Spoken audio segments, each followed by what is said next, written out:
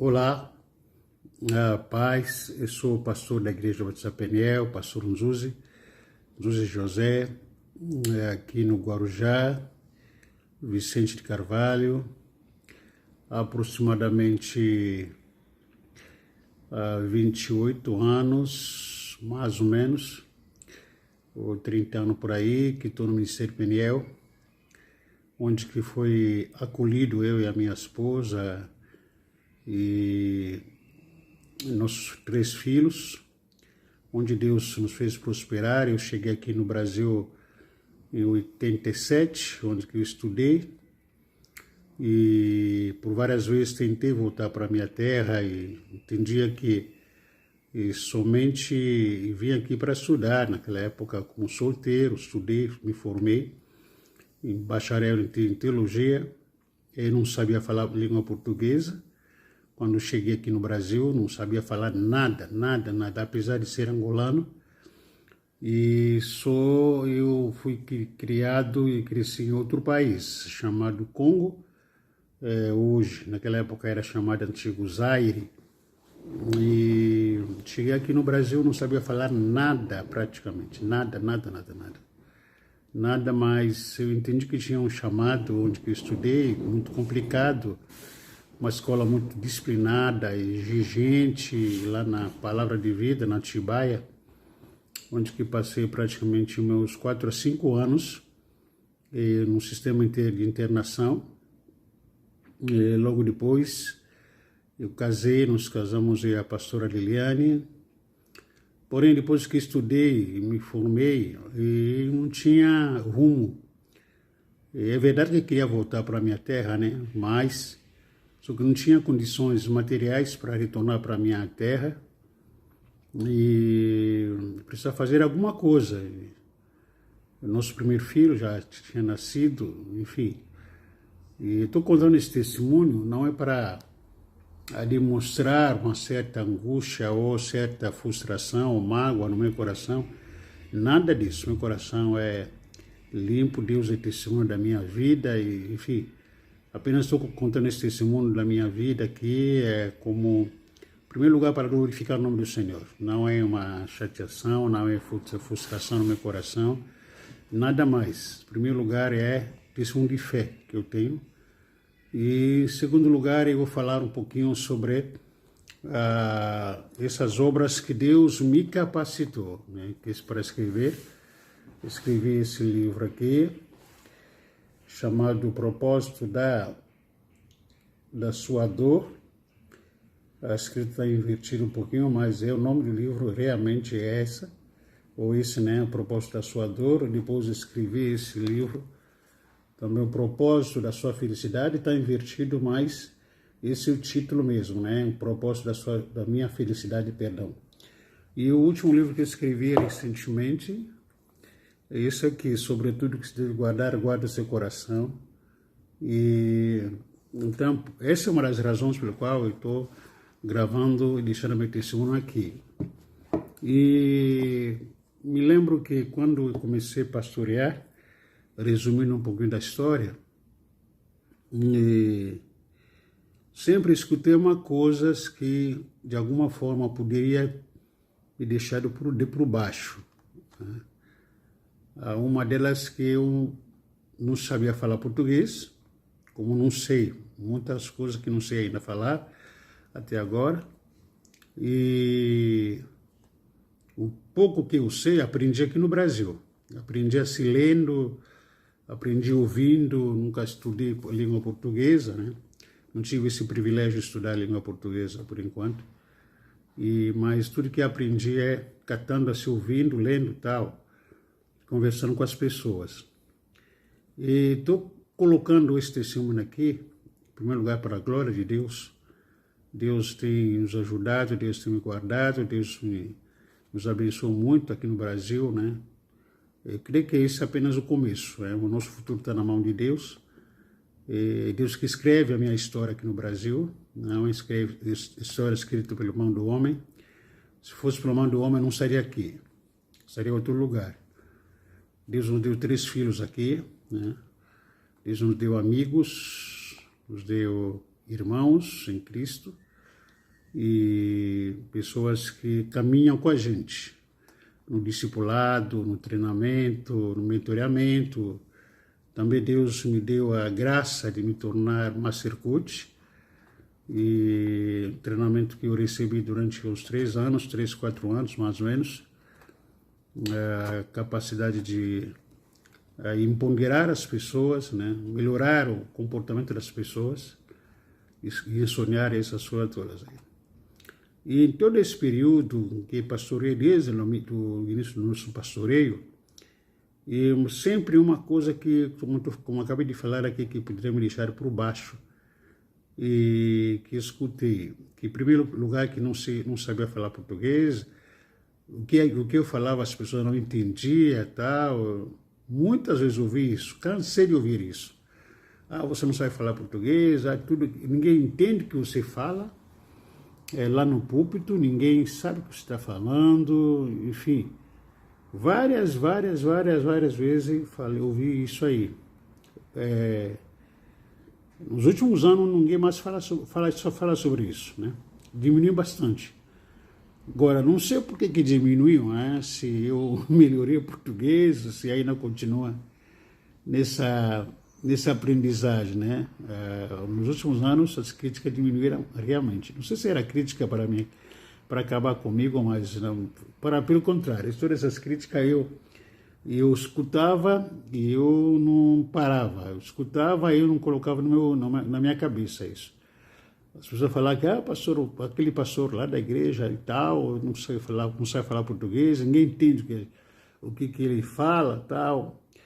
Uma coisa que é impressionante, né? Isso que está me levando a trazer esse testemunho aqui no vídeo, vou gravar, vou colocar no YouTube, e que todas as igrejas por onde que nós passamos são igrejas que a gente começou, praticamente igrejas eram quase fechadas, né? Tanto quanto aqui no Guarujá, como também lá em São Vicente, o Maitá, a igreja que a gente pegou lá quase praticamente fechando, né? E não quer entrar em detalhes dos motivos, das causas. Porém, quando a gente assumiu essas igrejas, na maioria delas, quase fechando, quase fechando. E nós começamos essas igrejas onde, com toda a dificuldade de restaurar uma igreja, né, de você levantar uma igreja aqui, quase fechando as portas, e aquela dificuldade, aquela dureza, desconfiança, ainda mais com africanos, né, com o angolano que a gente escutava, esse angolano, por que não volta no país deles, tal, por que estão fazendo aqui? A minha esposa, naquela época, sofrendo com tanta depressão, enfim. Eles não tinham uma identidade, não tinham um posicionamento, não sabíamos o que a gente ia ser no futuro, né? O que seríamos hoje. Então, a gente, mesmo assim, a gente continua trabalhando com essas igrejas, mesmo ouvindo, incansavelmente ouvindo, não, ninguém entende o que esse pastor fala, não sabe falar português e tal. Porém, essas igrejas, tanto quanto lá em São Vicente, como também aqui, o pessoal falava, mas uma coisa que era impressionante, em meio a esse preconceito, né, posso dizer assim, de não saber falar português, a igreja ficava lotada de gente. Ele estava cheia de gente, ficava meio assim, quase inquestionável, né? Quase perdido. E me perguntava, poxa vida, estou escutando crítica das pessoas que estão falando que eu não sei falar português, ninguém entende o que eu falo, mas a igreja está lotada, o que está acontecendo? Né? Das duas, uma. Ou as pessoas estão loucas, né? Estão doidas, estão assistindo, querendo ver um pastor que não sabe falar português, que ninguém entende o que ele fala. E como que a igreja está lotada? Até nunca entendi isso. Eu continuei pastoreando, né, fazendo a obra de Deus, com o coração aberto, o coração quebrantado, o coração queimando por Deus cada vez mais, desejando cada vez mais a presença de Deus. E todo dia orando, e a minha esposa buscando, jejuando, enfim. A gente não escutava tudo isso que a gente escutava, melhor dizer, a gente não colocava tudo isso aí no nosso ouvido, a gente não aceitava isso no nosso coração. Se tivéssemos aceitado as opiniões dos homens, a gente não estaria vivo, não estaríamos aqui. Pelo contrário, todas essas críticas nos levantaram, particularmente me levantaram, me desafiou a ser o que eu sou hoje, pela graça e misericórdia do Senhor. E a igreja crescia até hoje, pela graça e misericórdia de Deus. Eu não tenho medo, não tenho nem vergonha de dizer isso. A igreja lá do Maitá cresceu bastante, lá em São Vicente, aqui também cresceu bastante, da igreja que a gente está aqui agora. Abrimos mais igrejas aqui na cidade de Guarujá, e, enfim, ajudamos a abrir outra igreja lá em Bertioga, e pela graça e misericórdia do Senhor. E enfim, eu só posso dizer que Deus é bom demais, o diabo não presta. Você que ouve muitas vezes crítica, né, de pessoas que você não é nada, você é ninguém, você não tem capacidade, você não vai chegar a lugar nenhum. Espero que essas críticas se levantem, te desafio cada vez mais a ser melhor do que você é, tá? E segunda parte, a razão pela qual eu estou colocando esse vídeo, para os irmãos, meus seguidores aqui, em meio a essa crítica que eu não sabia ler, não sabia falar direito, não sabia falar língua portuguesa, tipo, era analfabética, perdão. Esse rapaz, esse angolano que não sabia falar português, escreveu esse livro. Esse livro aqui é um livro que foi muito vendido, até hoje é procurado, tá? O propósito da minha dor, que é muita gente que ainda procura, acabou, os exemplares acabaram aqui. Estou pensando nos próximos meses, se a pandemia diminuir, aí acalmar pelo menos, estou querendo fazer outra reedição, né, ou encomendar mais publicação desse livro aqui. Nesse livro que eu escrevi, eu entendi que toda dor tem um propósito, né? Não existe uma dor só à toa. Logicamente, existem algumas dores que a gente arruma, né? A gente gosta de se envolver com muito sofrimento, muita loucura por aí, muitas besteiras. A gente, cabeça do ser humano, é levado muitas vezes a várias loucuras. Isso aí tem as suas consequências, mas... E quando uma dor que você não entende de onde veio e para que veio essa dor? Então, é uma dor com propósito. Entendi que a primeira história da nossa vida que a gente escrever esse livro, mesmo ouvindo tantas críticas, né? Repito, não guardo mágoa, não guardo ódio, não guardo ressentimentos, porque guardar essas coisas aqui, eu que vou ficar doente, eu que vou sofrer com isso, entendeu?